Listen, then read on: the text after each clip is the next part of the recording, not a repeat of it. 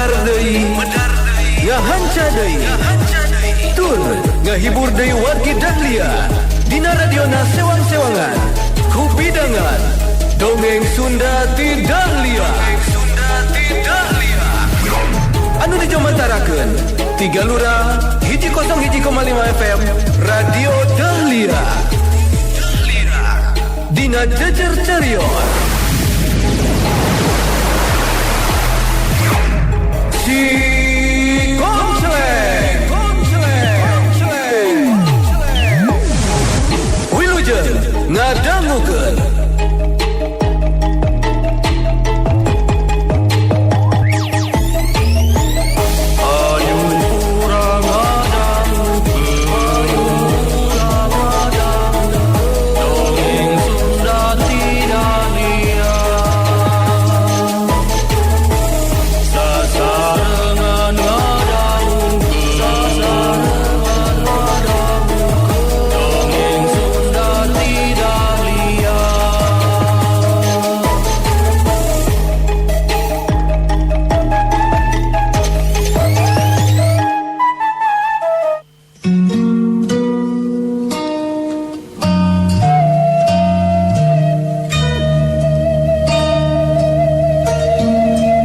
wargi Dahlia kamari Mang Odek nuju mayunan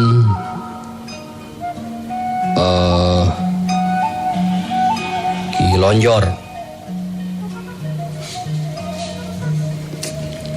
margi ning Odek ning Odek Mang Odek sejak tante ngabebaskeun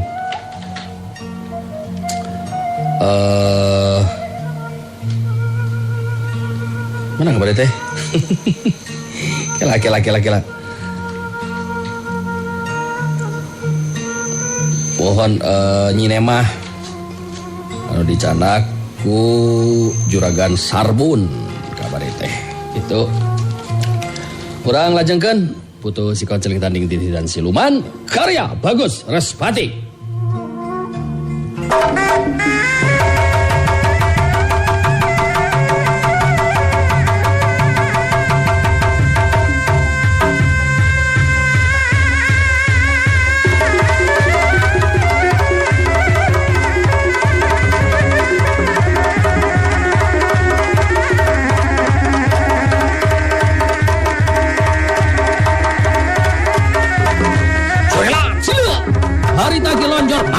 Raja si Rompang bedog andalanana harita ngahiuk bangbaraan ngaluarkeun hawa panas nebak kana kulit lawan.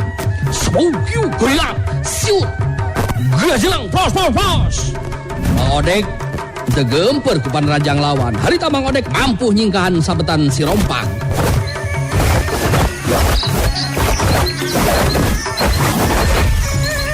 Pangaranan sabetan bedog si Rompang pakarang andalan Ki Lonjor bisa disingkahan. Pukul bae beki tambah panasaran anu jadi lawan. Sabab Bang Odek tetep rikat nyingkahan panarajang.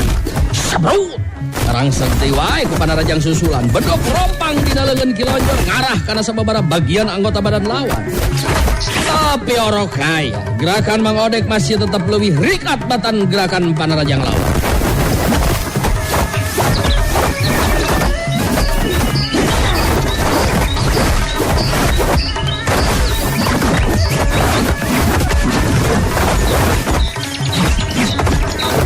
Ningali kayaan seperti itu jago kolot anu pangawakanana bulet bedegul harita ngagajelang luncat maju naraja ngabantu.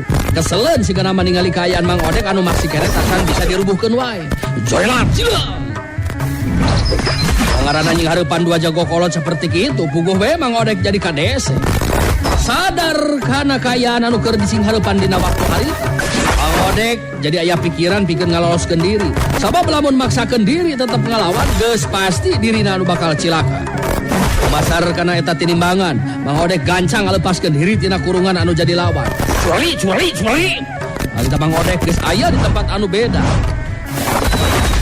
Geus teu mikirkeun deui ka era, harita langsung ngagajelang luncat ngaloloskeun diri ninggalkeun eta petempatan. Joilat, jilang les. Ki Lonjor ngagero ditujukeun ka Mang Odek anu kabur. Woi, Sodik siap. Bontong kabur si Laing Odek, disusul ku dewek si adalah, daguan siya, disusul adalah siya. Geus teu kadenge omongan panggero naki lonjor. Hari Tamang Odek terus lumpat.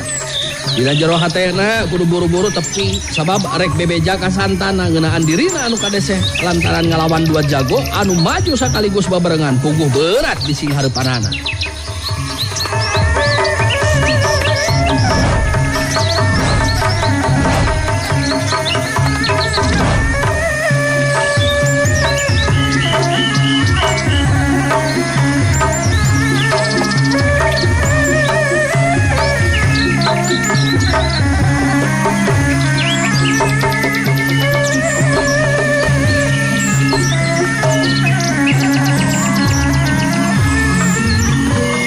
Akhirna Mang Odek tepi ka imahna Abah Onong jeung Ambo Oning bari jengang hegak harita Mang Odek ngabejakeun ngeunaan kaya anu karanapan ku dirina.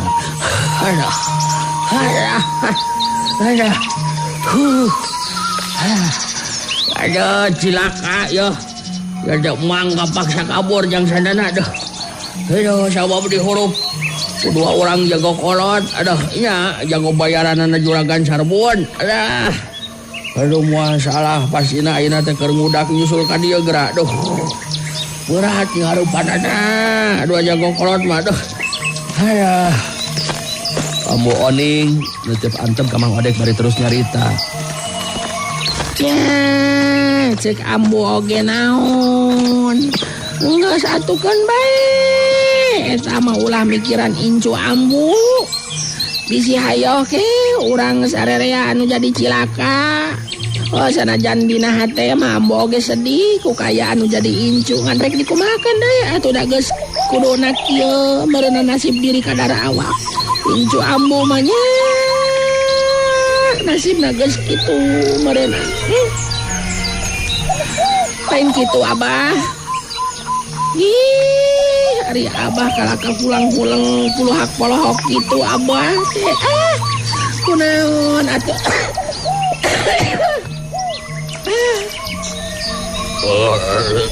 Nyaan modenan kana kitu na jamu aduh. Geus bisa dibasikeun bakal aya nu nyusul ka dieu geura.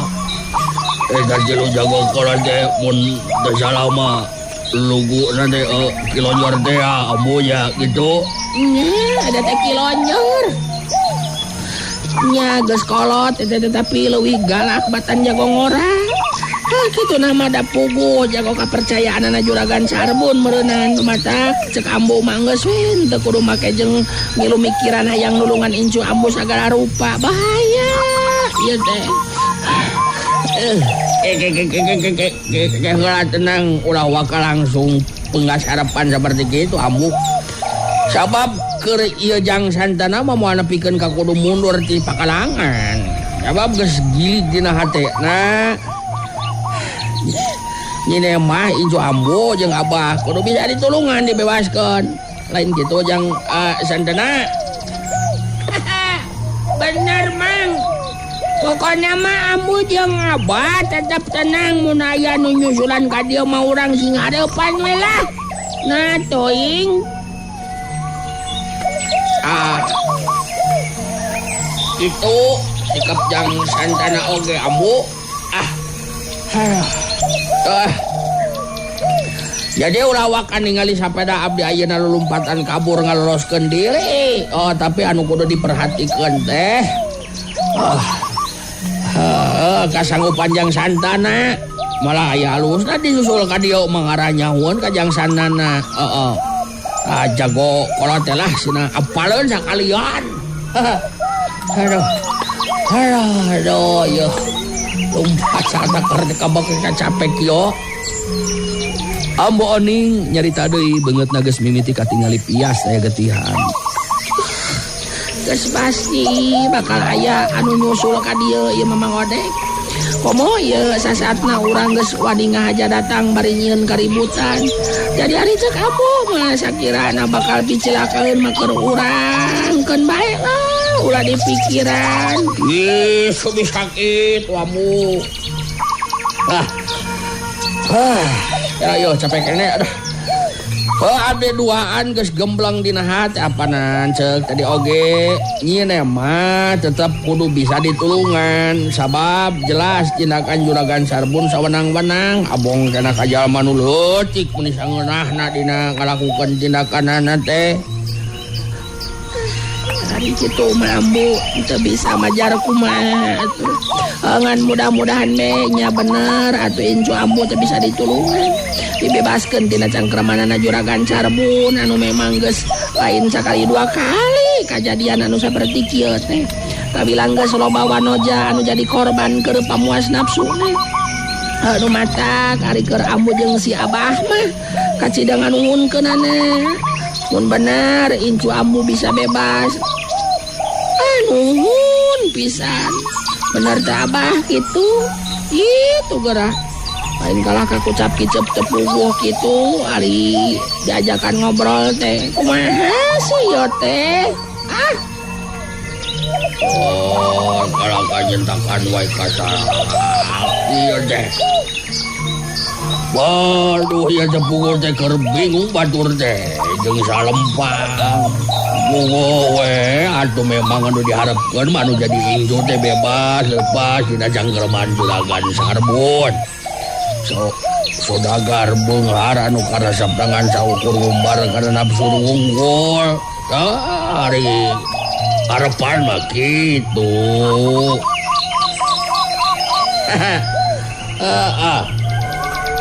Lubatak ambu jeung Abah masing tetap tenang. Keur jang santana mah geus moal nyarita kedua kalian deui lamun geus beureum pasti beureum anu matak tadi nyebutkeun tenang oge kamu jeung Abah pokona mah kudu tenang jeung teu kudu salempang nah kitu dina kaayaan keur kitu harita anu aya di jero imah jadi curing hak waktu di luar imah aya nu ngagero anu tayalian ti kilonyor di baturan ku dua urang jago kolot sejena. Suarana puguh dibarengan ku tanaga lapisan muguh jelas kadengena malah keur jalma biasa mah matak nyieun sentar kana hate. Woi! Keluar mana reaksi? Wali nyeun kaributan kudu tanggung jawab sadelo. Potong kabur sia. Potong yumput bis di aut-aut masih. Potong deh sia. Ayo, gerakan luar sia. Waya we sia si gaduh bener sia kehet. Ayo keluar si Sore. Ambu Oning jeung Abah Onong harita pada sepak pias paromanana. Sedangkan Mang Odek ngareret ka santana. Anu dereret ceri leutik bari terus unggul. Saterusna jung nangtung terus ngalengkah muruk keluar ti imah. Dina lengkah suku anu tenang harita duanana terus keluar ti jero imah. Nyampak di buruan imah geus ngajaranteng tilu urang jaga kolot. Dilonjor muncereng ka Mang Odek. Tapi kaayaan Mang Odek ayeuna mah jadi tenang sabab di gigireunana aya santana. Dilonjor bari jeung muncereng harita nyarita dina sikap anu galak. Wah. Woi. Si laing mantong loba bola si Odek. Leuwih hade sujud deku di harapan dewek minta dihampura sia. Lamun maneh hayang salamet basya. Lamun do, bodong nyebutkeun dewek jahat sia. Lamun dewek bakal ngalakukeun tindakan anu kajem kai lain sia. Dipodaran sia ku aing sia Sore. Wah. Oh. Kudu sujudnya. Alah nyateunan naon lah ari keur kuring mah. Eta parentah teh bakal dilaksanakeun ku kuring. Mun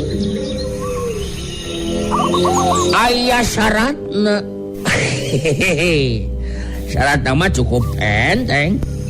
Lamun kilonyor bisa ngelehkeun ieu tah ye si jang santana tah ieu ya. Kuring bakal ngalaksanakeun eta parentah. Kilonyor. Urang make jeung gerung kitu. Ya jadi ulah sapeda ningali jang santang udah keneh ya. Sabab ieu budak asup bocah sakti, murina yang widi sakti sakaligus oge incuna si konceleng kumaha. Wani Kilonjor sok. Wanita. Lamun bisa ngelekeun ieu tah Santana. Kuring teh rek sujud ke. Uguh be. Langsung niak berem banget Kilonjor. Mau asa dihina make kudu ijen jajaten jeung budak satepak. Dan lantaran ngadenge ngaran si konceleng jeung Eyang Widi Sakti manehna jadi keruh. Sedengkeun Santana dina sikap anu tenang harita terus ngalengkah maju ka hari. Ngarayu kaget Kilonjor waktu tepung tetepan. Sabab sorot panon Santana memang ngandung simak pangabaran anu kuat. Kilonjor ngareret deui ka Mang Odek bari terus nyarita. Aisya. Odek sia. Bodong ngahina ka dewek sia. Manya dewek kudu ngelawan budak satepak kieu. Anu balik sia teh ngomong teh.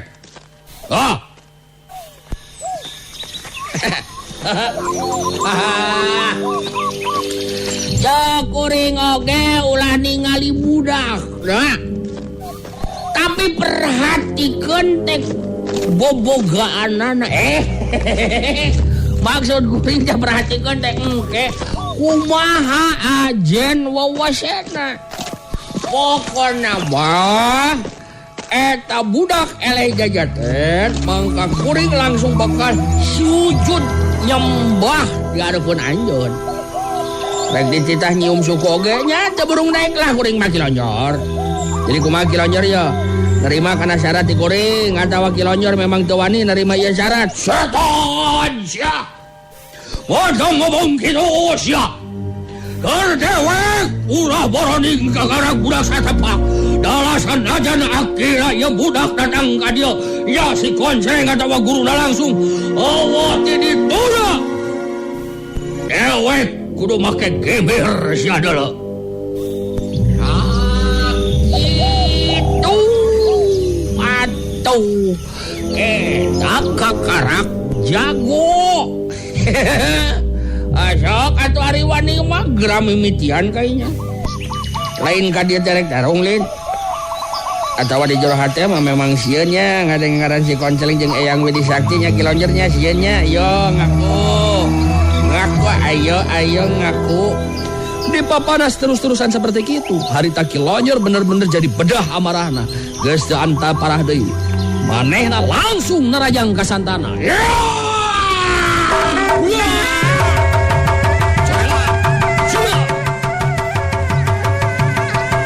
Tapi ngaranju kaget lain dikieuna Kilonjor kitu deui dua urang baturna anu ngabandungan.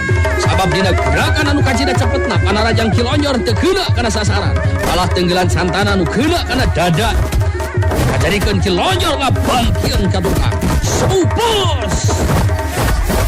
Das. Bangkieun. Setan sia. Nya. Cek dewek ye naon Kilonjor. Moñok kada kusagebrakan geus ngabangkieun kitu geuningan.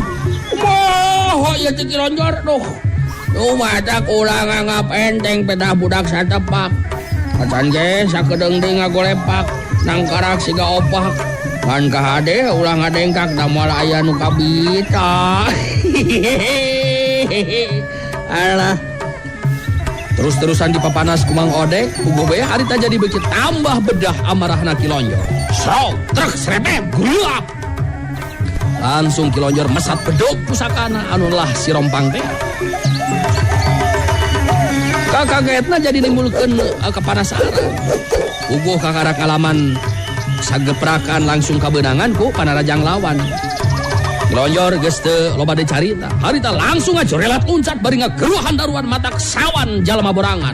Rasakeun sia yo si rompang sia.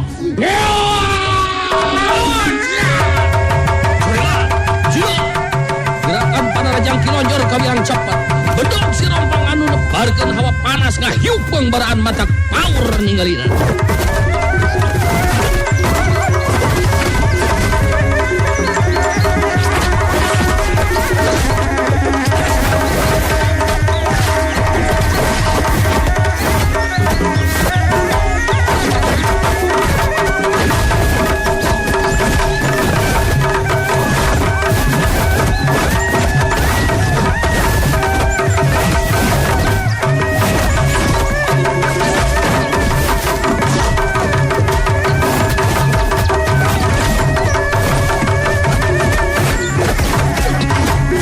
akhirna mah Kilonyor kudu ngaku karena kaunggulan eta bocah sakti. Sabab gerakan santanan dibarengan ku ilmu Braja Bayu. Dia ibarat kalangkang setan, teu bisa katuturkeun ku panon. Lumangsungna kajadian memang cepet kacita. Bedog si Rompang indah. Jadi aya dina cekelan santana. Sabu kiu guria, wuhu kiu, ya jemput telon, bagas, jengkak, kebut. Kilonyor ngabebengkang rubuh dina luhur lemah kabeunangan ku panarajang santana anu ngandung hawa panas jeung tiis tina kakuatan dua leungeun anu warna kulitna beda teh anu geus dieusi ilmu Braja Bayu jeung Braja Geni. Kilonyor anu ngabebengkang maring lemah ngadadak jadi muriang panas tiris. Jadi teu bisa buru-buru hudang deui.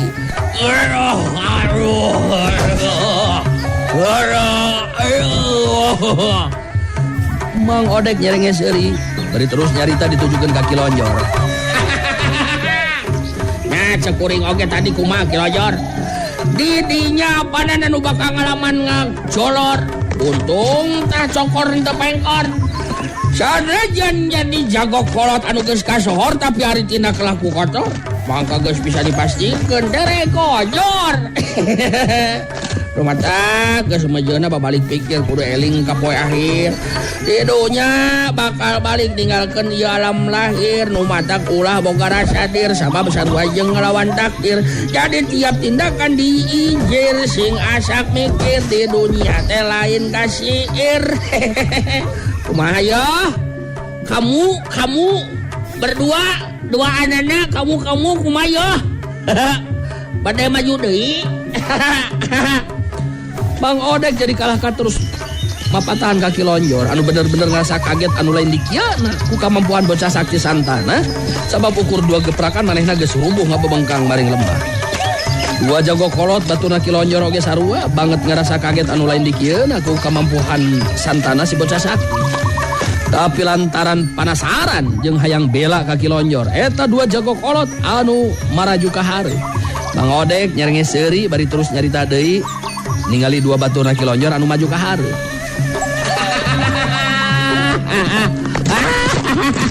Wah. Yo katinggalina marek maraju yo.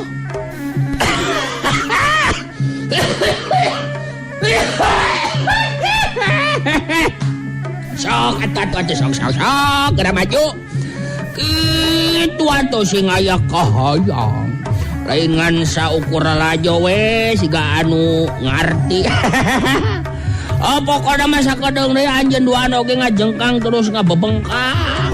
Balik teh leumpangna pada aregang geura. Sok maju. Dua jago kolot anu jadi batuna Kilonyor begitu tambah panas hatena sabab Mang Odek terus-terusan mapanas ka maranehna. Geus teu loba deui carita meh dina waktu anu bareng duanana pada maju naraja ngahurup ka santana.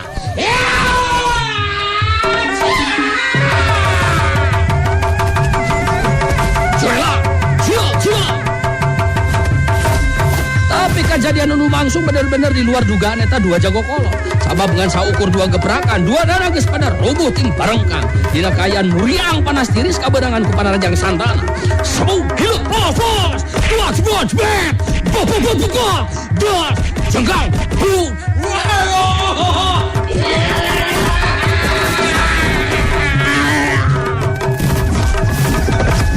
Ilu jago kolot kabehanana ting barengkang dina luhur lemah dina kaayaan muriang panas tiris teu bisa buru-buru hudang deui.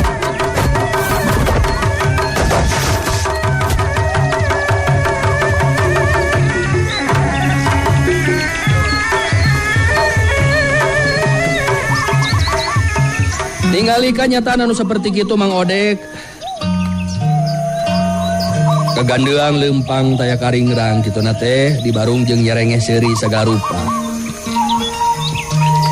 Sedengkeun Kilonyor jeung dua baturna bener-bener meh teu percaya kana kanyataan anu karandapan ku dirina dina waktu harita. Sabab tiluanana bisa ngabebengkang dina luhur lemah ukur ku dua gebrakan. Tiluanana jadi pada percaya ayeuna mah santana memang bocah sakti. Mang Odek nangtung gagah bari ngabagikeun paneuteup ka eta tilu jago kolot terus carita.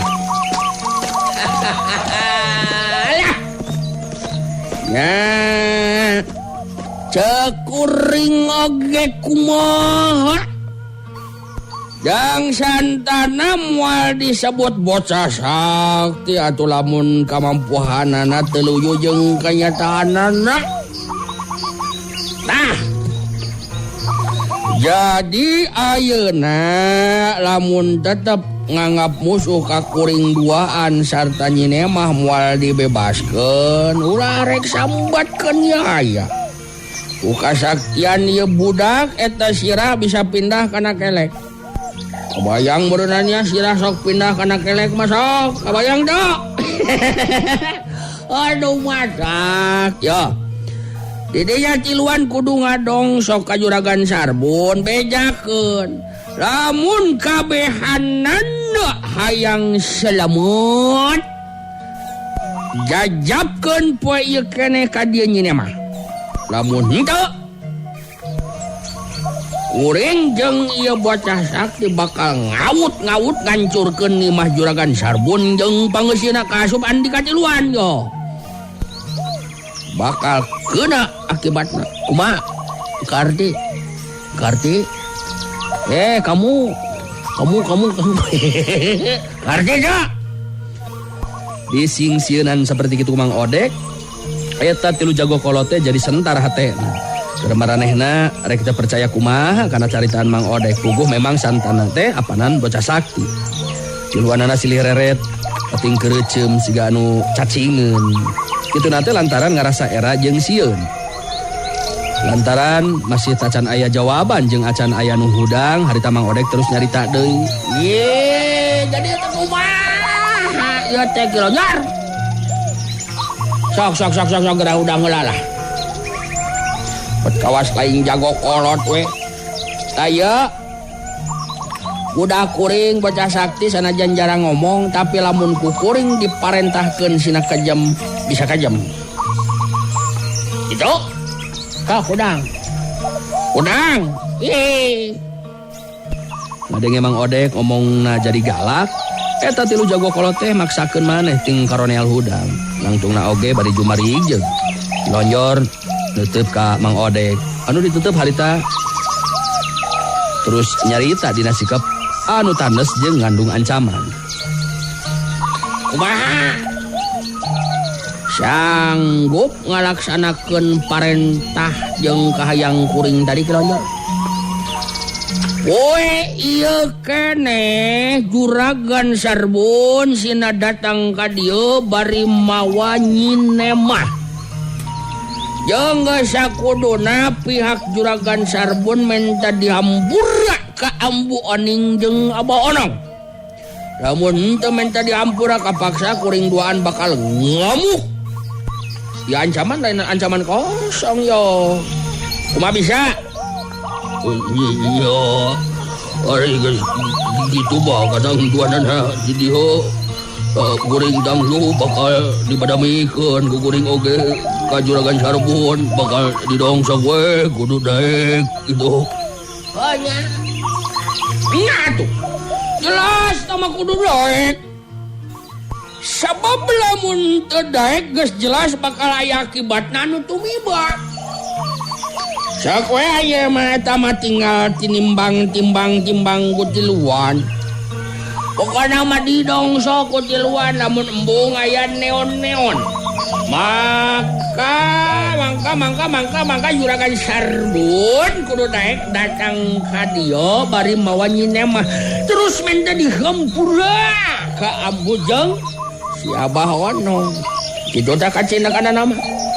Anu matak jawabanana kudu pasti ya teh sanggup henteu ha? Iya sanggup da geus. Daya pilihan deui keur Juragan Sarbun yang kudu narima we kana ieu kanyadaan. Da kuring tiluan embung atuh ari istirahat pindah kana gelek mah. Ukara mah kuring tiluan sanggup ngadongsok ka Juragan Sarbun. Kitu atuh tade. Ari ngajawab teh kudu tegas. Ayeuna lain ting jarentang kitu siga arca dulu. Ayo ganjang. Panggihan Juragan Sarbun. Sabab poe ieu keneh hapanan kudu datang ka dieu. Ju, ya teh sok harinit ka Ju, harinit. Lain ngajaran rancang gitu ini ya Ju, boro. Harita kilonjor jeung dua baturna geus teu bisa majar kumaha. Ugo maranehna tiluan aya di pihak anu kasoran. Bari jeung jumarijeg rumanggieun. Saterusna tiluanana arinit tinggalkeun eta patempatan. Jadi leungit ayeuna mah sikepna anu galak salaku jago bayaran teh. Wiwirang anu lain di kieuna. Wiwirang keur maranehna tiluan eleh jajaten ku budak satepa.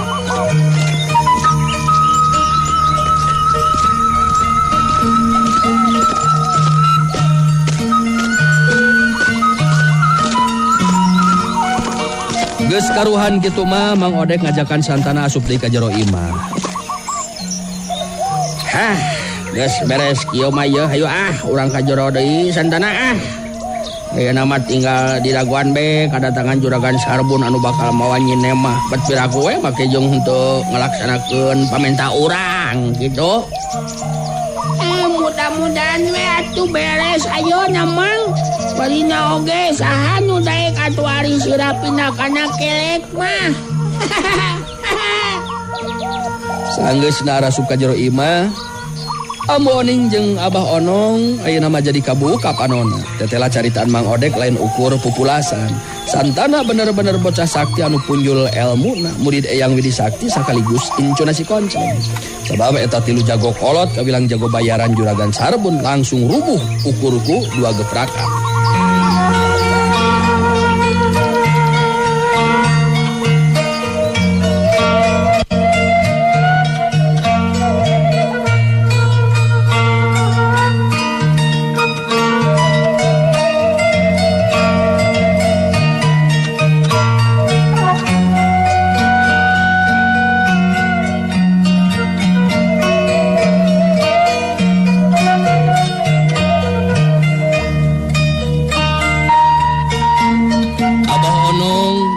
Antep ka Mang Odek beri muka caritaan.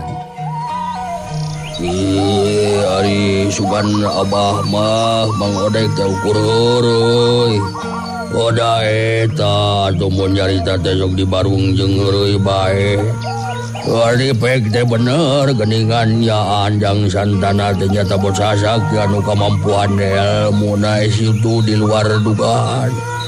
Abah demeh henteu percaya lamun teu ngabandungan langsung ku sorangan mah. Bener teu Ambu? Bener Abah.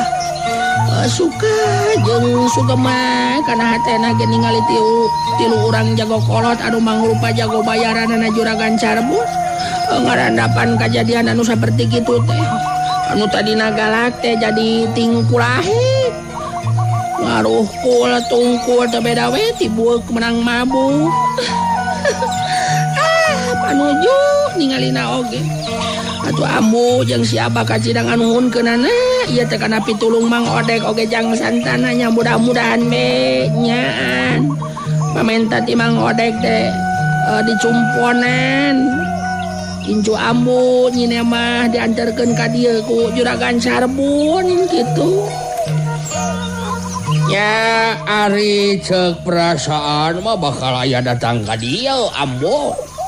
Sabab kilonyor teh cek Ambu oge minangka na teh jago kapercayaanana.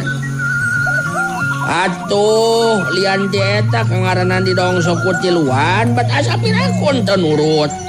Sabab sieun juragan Sarbun oge da yakin manehna mah ukur boga dunya wungkul pangabisana mah. Ukur ngalajur nafsu gitu tah kayakinan kuring mambu. Anu batak urang daguan we ieu mah kumaha hasilna Ambu. Ya syukur be atuh ari kitu mah da Ambu jeung si Abah rek kumaha teh nya atuh sasat incungan hiji-hijina. Katambah kudu jadi korban nafsu pandot kolot anu memang kabeuki nangulinkeun nasib wanoja. Kudu geus lain sakali dua kali ngalakukeun tindakan anu kitu teh. Lain meuni calangap deui teh narek ngomong naon deui atuh Abah teh. Hasok atuh hampe kainya rek ngomong mah. Tong ditahan bisi sool ke. Lain hari abah mah. Kacida pisan ieu teh nganuhunkeun asa sabab kawilang dengar cadas da keur juragan Sarbun mah atuh. Mun nya nepikeun ka aya datang bari nganterkeun ieu abah teh kawilang pangalaman munggaran keur manehna mah.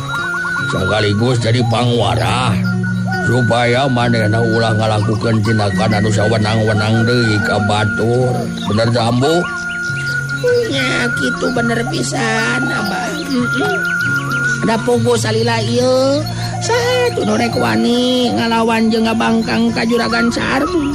Da pogo memang manehna mah boga dunya anu mantak pangaruhna dia lembur teh kuat kacida.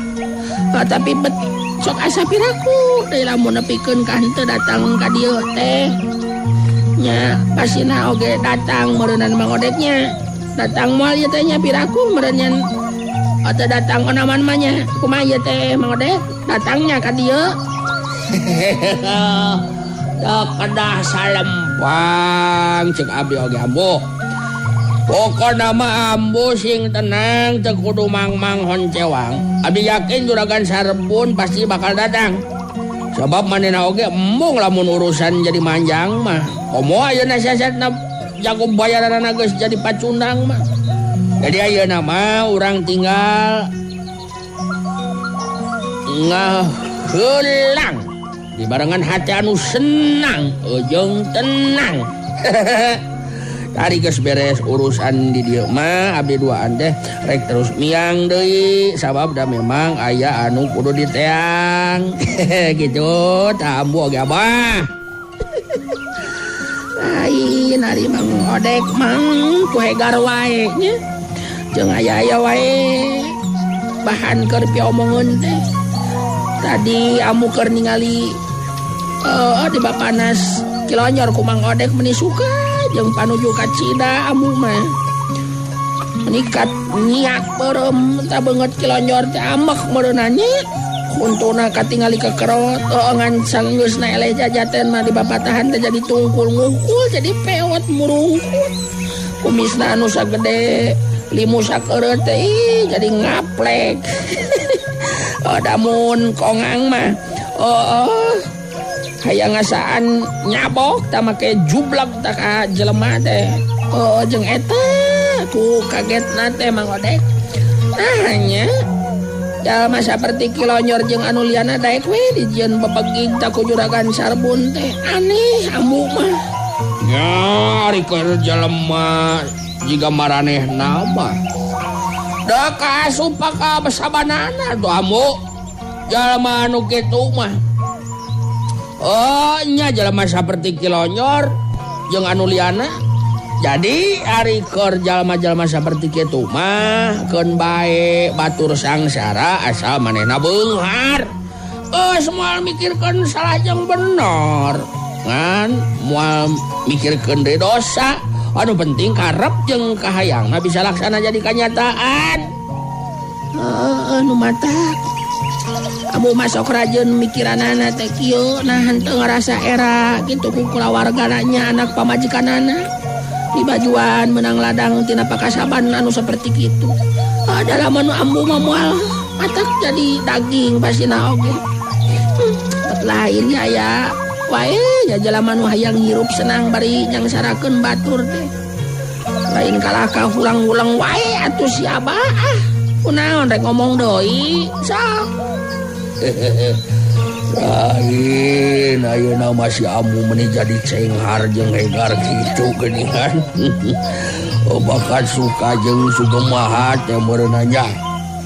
Jeung eta deui meuni loba pisan ngageureuhkeun ka salagi teh. Ari Abah mah ngabayangkeun nya ieu saumpamana we hayang urang teh tadi cumpuanan dina poe ieu juragan Sarbun teh datang ka dieu. Apanan bisa kieu ya ampun nu kahiji Kilonyor datang deui ka dieu terus ngomong geus be cenah Mang Odek jeung santana ka ditu badami jeung juragan Sarbun. Geus datang ka ditu terus diberi duit. Eta nu kahiji, anu kadua tah juragan Sarbun Aya datang ka dieu terus neken ka urang sok cenah nyi mah diwikeun dia bawa ka dieu tapi dibayar heula hutang. Ayeuna keneh nepikeun ka punah. Da eta anu kadua anu katiluna aya datang ka dieu bari mawa nyi mah incu urang tapi keukeuh minta dibayar hutang nepikeun ka punah. Ieu tiluanana keur urang mah eueuh pileheun anu hade hiji-hiji acan ya teh kitu tah. Ya atuh da eta mah mikirkeunana anu sarusah kabeh. Atuh entong kadinya mikiranana abah. Urang mah kudu ngabayangkeun teh nu matak tenang jeung senang kana hati. Pamana bae juragan Sarbun datang ka dieu bari mawa nyine mah incu urang bari si Sarbun teh menta dihampura ka urang geus kitu Balungbang Timur ngeunaan hutang rasana jadinya dibebaskeunana oge hutang urang moal matak jadi masalah keur manehna mah kitu na teh bari janji moal rek deui ngalakukeun tindakan saperti kitu deui ka sasaha geus mejeuna eta banot kolot teh babalik pikir tah jadi anu kitu anu kudu dipikirkeun ku didinya teh abah lain mikirkeun anu matak susah kana hati lain kitu Mang Odek. Nya bener kitu ambu lah. Ulah ngabayangkeun anu matak susah kana pikiran jadi marudah unggal poe diudag ku masalah rek nanaon jadi seunggah rek kumaha bisa genah da barang dahar oge moal ngeunah sedengkeun nu diteangan teh apanan ka tumaninahan lin tah kitu nya bener kitu Mang Odek geuningan aya sisiniranana meuli hayam satalenan diadukeun jeung ti kukur lamun hayang diajenan kudu akur jeung batur eta keur juragan Sarbun. Aya deui geuningan jalan-jalan ka Cipeuing tumpak delman kuda pateuh nya rek bisa maju kumaha delman eta da kudana ge pateuh malah waktu rek ditambaan teh apanan kalah ka motah kudana teh ngajerete hese pisan. Iya isugan teh rek disambungkeun teh siniran dari pek teh nyaritakeun kuda pateuh geuningan. Ayo we ambu mah. Aduh nyari kitu teh mah lantaran hate we anu bakat ku suka jeung bungah meureunna ambu teh nya kitu.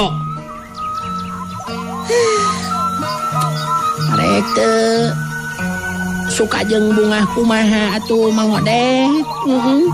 Sabab nyine mah bakariung mungpulung deui jeung urang abah.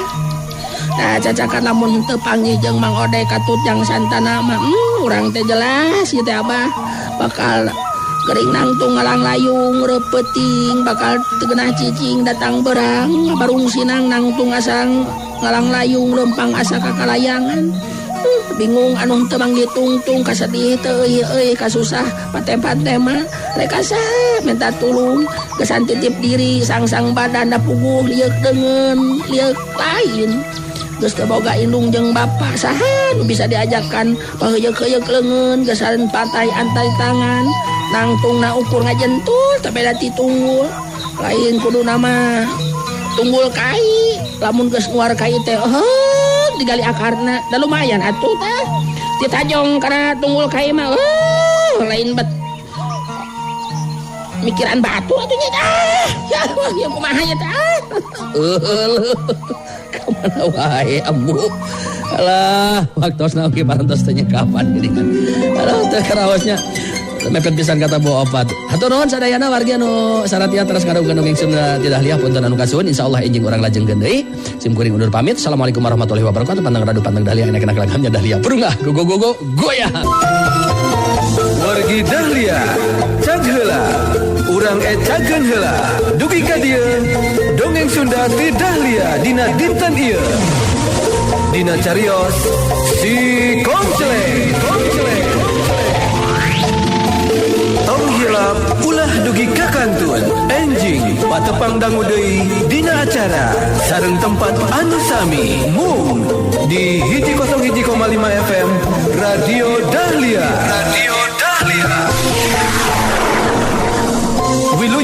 Kakantun